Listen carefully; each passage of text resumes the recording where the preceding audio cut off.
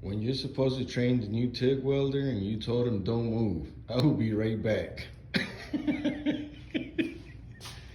Buddy, I forgot all about you. I just went to go take a quick break and you get back and dude is destroyed. Who's gonna train him now? How do you explain this to your boss? Oh, he's on fire. Oh, he's pretty bad right now. My bad, buddy. My bad. He ain't done nothing, no word.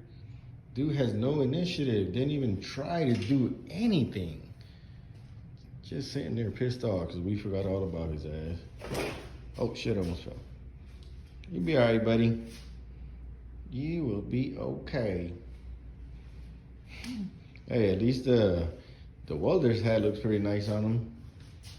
Bro, that looks really nice. Damn, dude got a big ass forehead. Y'all, this dude is untrainable. You talk to him and he don't even look at you. He don't say nothing back.